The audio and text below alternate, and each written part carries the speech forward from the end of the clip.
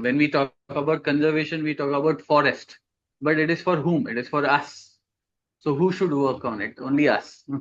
Conservation is again very complex topic. It's not simple. There are multiple ways you can achieve or try to work in conservation. This field is the field where you will get a kick for life, will enjoy, and you'll be more satisfied ever. You will not be in a rush. You will enjoy it freely. You will be away from all the diseases.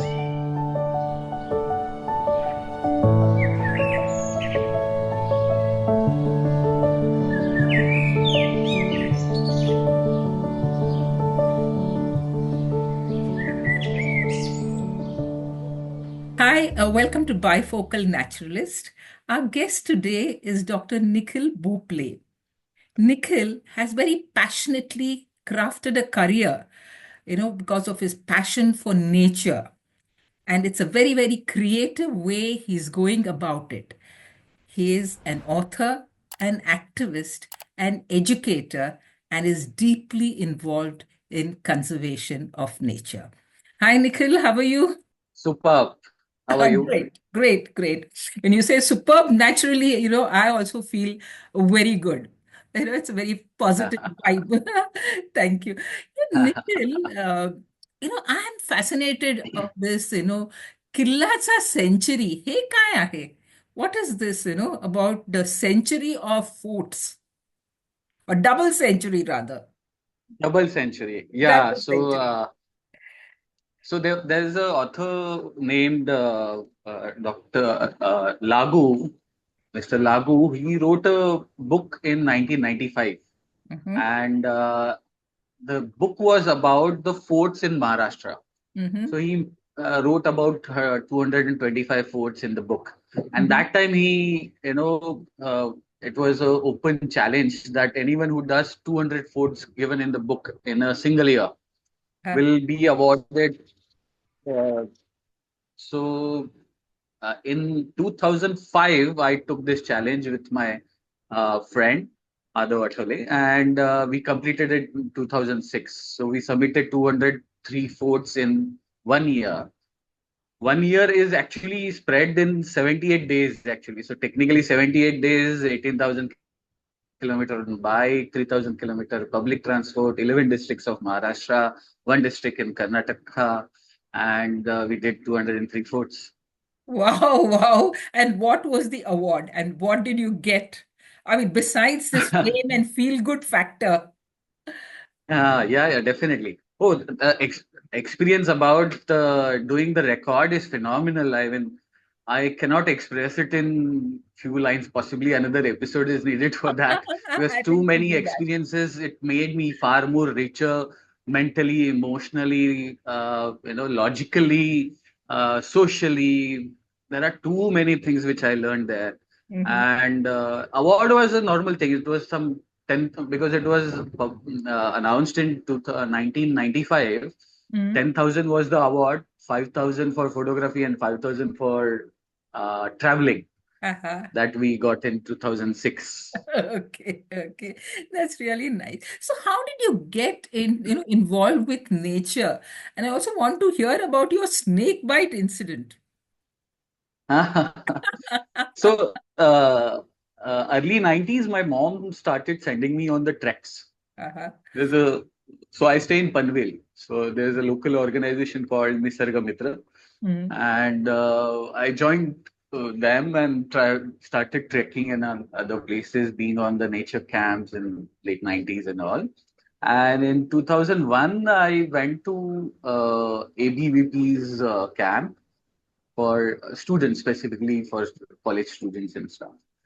There, I saw a snake which was entangled into fisherman net, Uh-huh. and so there I tried to rescue it because I knew it was non-venomous. So I tried it, and unfortunately, younger age, garam khoon types, without giving a thought that how should I do it, I tried to free its head and the neck first instead of the body, so it bit me. And then that was possibly a trigger point for me more in 2001, where I went 100% into this field. I got bitten and got admitted, and uh, I was, given a lot of salines and injections, and I was telling it is non-venomous, but no one listened. Doctors then knew about stuff, and so I thought, why not to start awareness and learn more about these? Correct. To distinguish between poisonous and non-poisonous, because we tend to kill Yeah, every snake, destroy snakes. correct, Yeah. correct. Nikhil is also the founder and managing trustee of Greenworks Trust. So, Nikhil, how did you curate your career? What is your journey? Well, difficult to talk about career because there are too many things I've done, and I wish to do more. I feel that there's hardly anything has achieved. Uh, but after doing the record in Sahyadri, I got a project with BNHS working on the vulture advocacy project in 2006. Mm-hmm. Dr. Girish Jathar was there, and Vibhu Prakash was there. Dr. Shah was there. So I was looking after Raigad district as a coordinator, looking for mortality rate, population, livestock population, how many people are using meloxicam, which was a substitute to diclofenac for Mm-hmm. vulture cause death, Mm-hmm. major reason.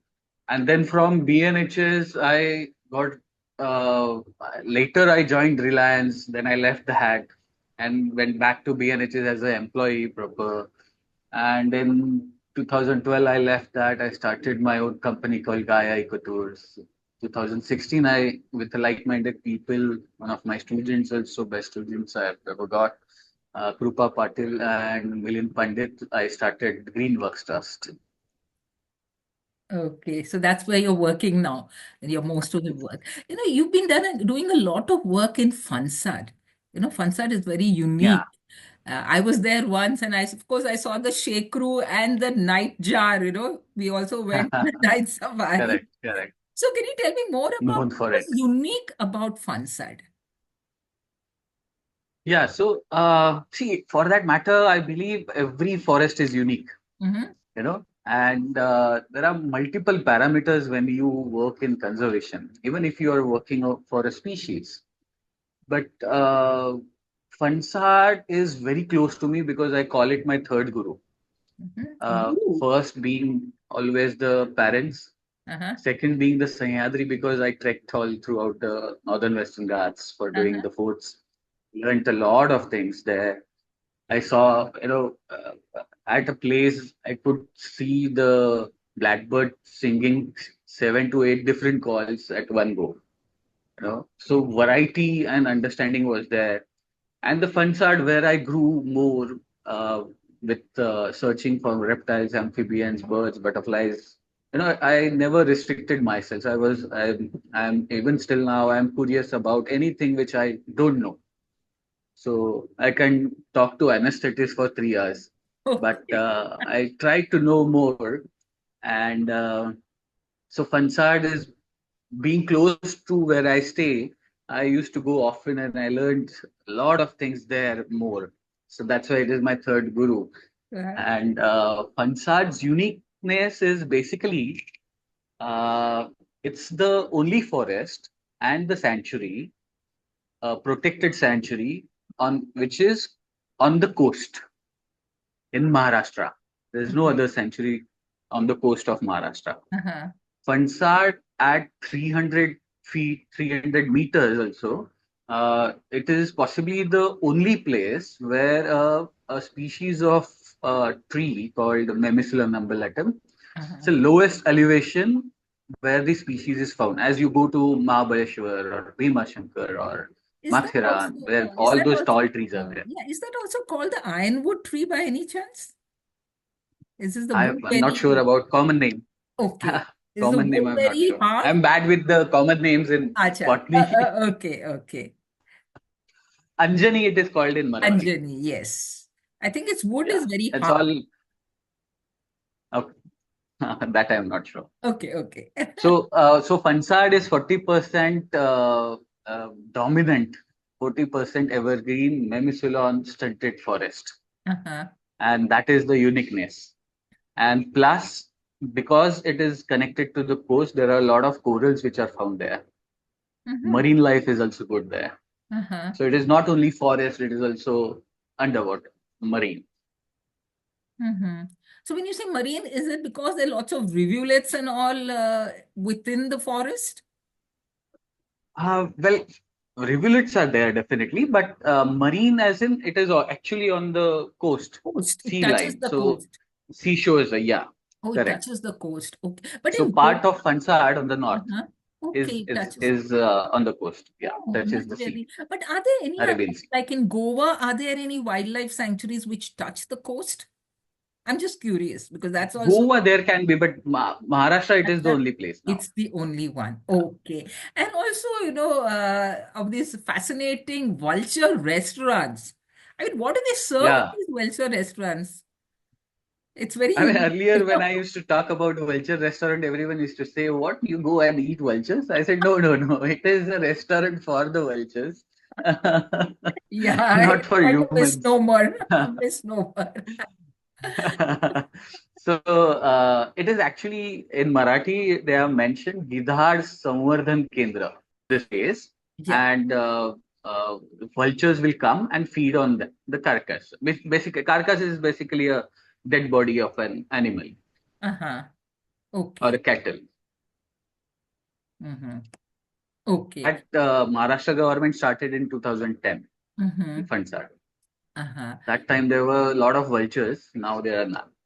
No Oh, nesting uh, colony. what about in Bombay? Because the Parsis have this practice of, disposing the dead for as a feed for the vultures. What about Bombay? Yeah, yeah. Uh, so during migration period, like winter, there Uh-huh. are often on records. Like last year only, we got I think Eurasian griffon was seen, Himalayan griffon was seen. Uh-huh. Uh, so there are some instances where the sightings are there, but there's no resident population now Uh-huh. in Mumbai, in Thane, in Raigad district, in till Fansad. So you go south of Fansad, you'll see nesting colonies of vultures. Okay. So these are lone spottings, what you see in Bombay, of one Yeah, bird, basically. Okay, okay. correct. And you also worked in Bhima Shankar. Yes. Yeah. So can you tell me what was the kind of work you have done there? Well, we just started actually. Bhima Shankar is a large sanctuary. I mean, Fansad is 52 square kilometer. Bhima Shankar is 131 square kilometers. So Okay. we are just in a smaller patch on the north, a place called Ahupe. So there we are working on water conservation, livelihoods, and stuff. That is the whole idea. If we talk about conservation, to understand what is conservation, if it uh, so a dictionary definition becomes is a careful utilization of natural resources to Hmm. prevent it from depletion. Hmm. Now we need to understand conservation is for whom. You know, when when we talk about conservation, we talk about forest, but it is for whom? It is for us. So who should work on it? Only us. And if we continue to do it with our own motto, though the intentions are good, but it is the sustainability of us then, those who are working in conservation. We have to more think from the perspectives where the local involved. Because someone coming all the way from cities and working for conservation Yeah. is practically difficult and time consuming possibly. Mm-hmm. So we are trying more ways where community based conservations will happen. So the community which is residing on the periphery of the sanctuary or any protected area, if uh, they can be conservationist, Okay. that is phenomenal. Like Absolutely. because they are the ones who can be a boon or a bane Huh. for the area. So Absolutely. it is better why not to convert them into and try at least convert is a big word to use, but at least try and do community conservation, which will Mm-hmm. help it easier. because they are the ones who will also destroy it, possibly unknowingly. Destroy or even benefit, both ways. Both ways, Both both ways. ways. Benefit to definitely hota hi hai. हाँ, Definitely it will be benefited because it will. they are largely dependent of the forest, हाँ, for multiple reasons. correct. So their livelihoods are basically dependent on the forest. These people, Correct. most of them must be tribals, forest dwelling people. Yeah, so in Fansad, we are working with a community which is also potentially threatened tribal group Mm-hmm. declared, is Mm-hmm. Katkaris. Katkar. And Bhima Shankar, we are working with the Mahadev police. Okay, okay. So Yeah, Mahadev so police two are tribes we are working. very different from the Kolis of Mumbai, who are supposed to be one of the original inhabitants of Yeah, very different. Mumbai. Yeah, Uh-huh. very different. In what way? So Koli community on the coastline Uh-huh. is completely dependent of the fishing, right? Uh-huh. Though Mahadev Kolis are called Kolis, as in fishermen, but their livelihood is not only fishing. Mm-hmm. They do seasonal work. They do daily wages. There are multiple professions they do there. Mm-hmm. But majority is agriculture or daily wages at some places where, now place like Ahupe, there are hardly any work available privately. Only when the government plan comes, then the road construction or certain infrastructural works where Manrega under they get the job, and that is daily work what they do. So Mm-hmm. that's why we are trying to build up livelihood there. Okay. In what way are you trying to, bring some livelihood for them, some profession, some? Yeah, so livelihood, I would say, is a byproduct of the project what we are doing. Uh-huh. First thing is that, as you know, in the drier seasons, basically, that from December to June, there is a lot of forest fires everywhere, and many of them are intentional, many of them are non-intentional, but it happens and it destroys the forest, it destroys the animals, and there are a lot of issues with that. So, one of the reasons which we found that when these people delve into the forest to harvest the wild honey. Conventional way is to burn it, Hmm. you know, and then harvest the honey. So during that process, there are chances that, it is recorded that the forest fire starts while burning for collecting the honey. So Honey. we thought we will work on beekeeping. It will benefit in many ways, and not only earning the money as a livelihood, but will also possibly reduce the forest fires in specific regions. Okay. So this is like, controlled conditions you're creating when you're saying beekeeping. It is more like a domesticated beekeeping. Correct. So we give them bee boxes Uh-huh. and we train them with the bee colonies and the equipment, safety gears, trainings, handholding, certifications from the government, a lot of things. Mhm. And slowly, if we can build up a community where they are producing good honey, their earnings, at least 50% of their earnings can be from the bee boxes itself, Okay. yearly Uh, earning. Acha. So these are what, native bees or exotic? Yes, native bees. Native bees. Native bees. Uh-huh. Okay, okay, that's wonderful. Have you also worked outside Maharashtra, or is your work restricted only to Maharashtra? Well, so through Greenworks Trust, we have worked in MP with BNHS. We have worked in Gujarat, Kutch with CEDO, another organization. We have worked in Tamil Nadu, Mm-hmm. uh, and so on. And through our online courses, we have reached almost like 26 states, 6 union territories. We have students through online courses, certification courses. And Uh-huh. personally, I have worked in Northeast with Uh-huh. the Nishi tribe in Pake, with Nagaland. For the Nagaland government, I went as a ecotourism expert. Uh-huh. I did surveys in Meghalaya to develop ecotourism and so on. Mm-hmm. So any success stories there? Where? Which place? Nagaland. Northeast, Oh, that's Nagaland. a very fascinating place. So, Nagaland, I went about 12 to 14 years ago Mm-hmm. for ecotourism development and expert as, and there, that time tourism was there. Definitely it was there because Konoma is known for a long period.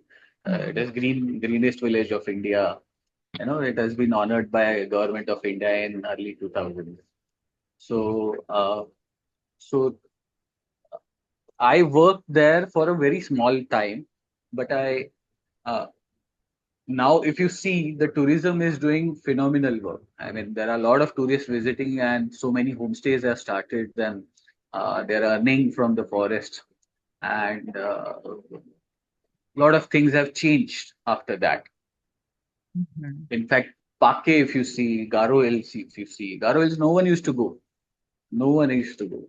Samrakshan Trust was there, which was working there. I used to do surveys for them for butterflies, birds, reptile amphibians, and all.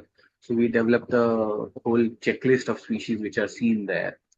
Uh, Somehow, South Garo Hills didn't develop very well because there are less infrastructure, and that has to develop more. But still, the group started coming there. I have led at least 6 groups there, Yes, I like think we had three these Gia tours, I want to join Gaia. one of them for butterflies. Somehow it didn't happen, but I wanted to come with you to see the butterflies there in Sure, the sure. Northeast. Yeah, Yeah. I think. You were talking about your online, classes which you conduct, courses and online lectures you have, which is free of cost, pan India. So I've been seeing this, I don't know whether it's your fascination or your keen interest in Sap and Beduk, the frog and the snake.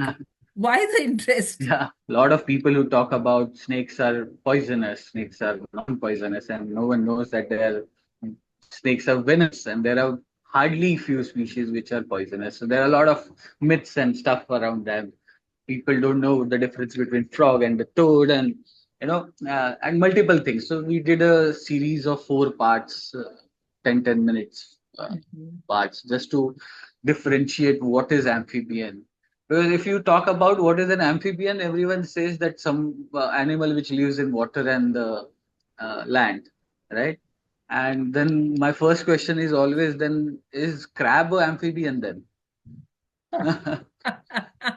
Right? Because they also do, you can find them in the both places. Uh, So no, then what? So that's how we did the series then. uh-huh. It's really fascinating. I found that very fascinating. You have a young child, Nikhil. How old is your Yeah. son? He's 9. He's 9. He's very young. I have a grandson the same age. And Yeah. and your wife is also very deeply involved with your work. I think Yes. yeah, she's done a lot of research in this Yeah. field, if I'm right. Correct. And so how, and you must be spending, both of you a lot of time in the wild. Okay, Yeah. outdoors, or rather in places where Outdoors. Yeah. schools are not, yes, and the child has to take off from school. So how do you manage, and has this influenced your child, the work of his parents, you and your wife, and has he impacted you in any way? Have you learned anything from him also? Oh, phenomenal. It's great. If you have eyes open, you can learn from everyone. The age is not Absolutely. the barrier. Uh, So when my son was young, very young, I guess he was about 1.5 or 2 years old.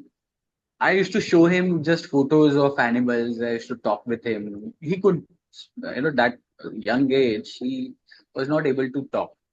So, uh, so I started just talking to him, showing pictures of animals or butterflies or bugs and beetles, and just talk on pictures. And once I tried the way to understand more what is he receiving as a receiver's end. I wanted to know. So I started showing him only the eyes, photo of the eyes, mhm. and he could identify them. He Wow. could identify eyes of a damselfly. Uh-huh. Oh. He used to nod, only nod. So I used to say, is it a mammal? Is Uh-huh. it a butterfly? Is it a bug? So he said no, no, no, and he could identify, oh, it is a damselfly. Wow. This is a damselfly. That's So, remarkable. our interpretations of young minds, young kids, is, I feel, too restricted and narrowed. They cannot do this cannot happen, and all.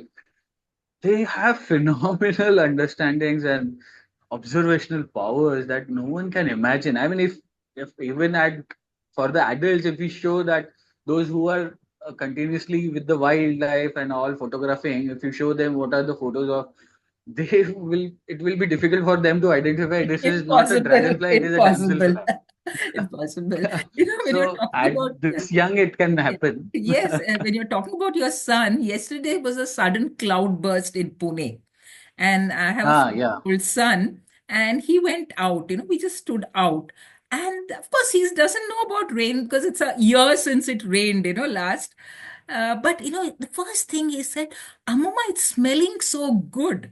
He could smell the earth, which I felt was so Correct. nice. Then I sat and explained to him that this is the smell of the mitti. But I was really taken aback, Nikhil, when he told me, Mama, it's smelling so good.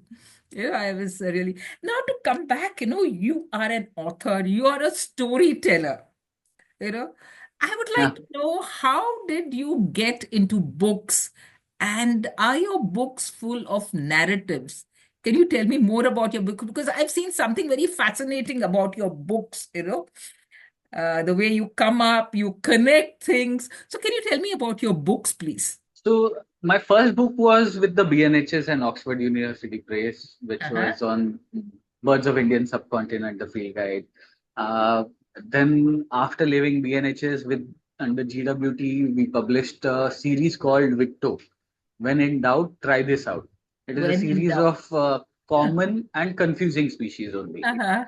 Okay, because majority of people who want to know about birds or wish to do the courses of ornithology, their intentions are how to identify birds. So through that, I created this series because first we should know about uh, common species and the confusing species with them. Then Uh-huh. you can talk about rarity. Huh. We as a birder, you tend to go, oh, I'm seeing this, that means this has to be this rare one. Uh-huh. Instead of saying the common ones. So that I had idea. So we did the flow chart of the series. We worked on plovers and sandpipers, one book, another chart on the gulls and terns. Then we Yes, did sir. on leaf wobblers. Leaf Uh-huh. wobblers is a free ebook. You can see it on our website, Okay. free downloads. Uh-huh. Then there was a long pending wish which I always had in mind, where there are a lot of encyclopedias in India, but none of them right now available for many years now. I mean, earlier I remember in 80s there was a book which was published focused for encyclopedias of Indian wildlife, Mm-hmm. and now it is out of print. Mm. So I thought of talking about a specific group and encyclopedia on only that group. So the first book we did was on butterflies, and we named it Funcyclopedia. Mm-hmm. Encyclopedia becomes little. Yeah, yeah, yeah. Heavy, So heavy there with has to be that. some fun. Yes. Yeah, so the if you see, it is interlinked book.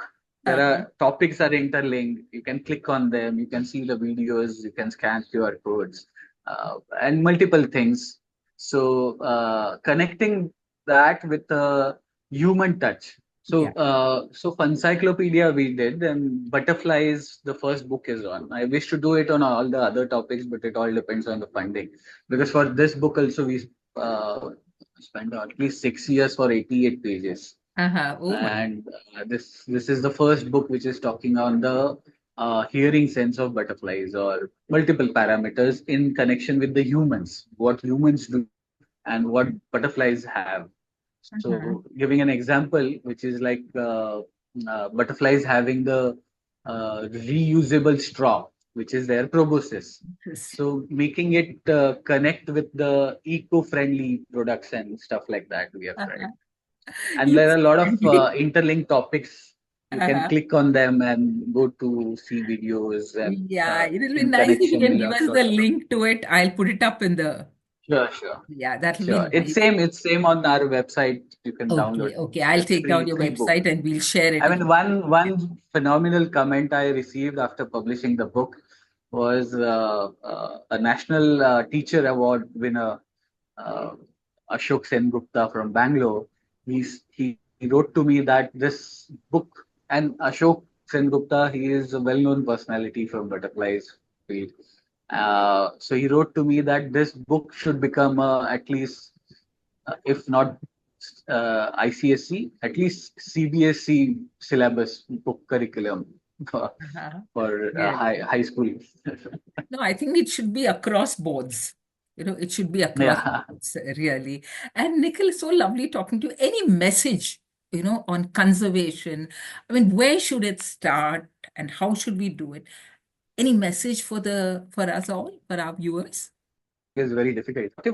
Conservation is again very complex topic. It's not simple. There are multiple ways you can achieve or try to work in conservation. Um, Active, passive, research, awareness, and a lot of stuff. So it's difficult to pass on one message. But I would say that if you want to work in this field, you should be there with tan, man, and dhan. Done, one, It's done. difficult otherwise because this, yeah. So, I mean, you can develop the mentality, you can develop uh, uh, emotions for it, you can develop multiple things, but this field doesn't pay you well. You should be ready to accept that I won't be earning. It will happen eventually, far later stage. But at start for youngsters, this doesn't pay well. So be prepared for it. But definitely one thing, this field is the field where you will get a kick for life, which is Absolutely. you will enjoy and you'll be more satisfied ever. You Absolutely. will not be in a rush. You will enjoy it freely. You will be away from all the diseases, BP, diabetes for a long time. You won't Thank have to worry about that. Thank you very much, Nikhil. Tan, man, done. I mean, what a way you have, Yeah, put it all together in a tiny, tiny capsule. Wonderful. It was lovely talking to you, and I hope to talk to you again and again and again because you have so much to say and so much that matters and so much people can pick up. We all need to be activists in certain way. We need to conserve and nothing like starting, now, maybe in our own correct. homes, Correct.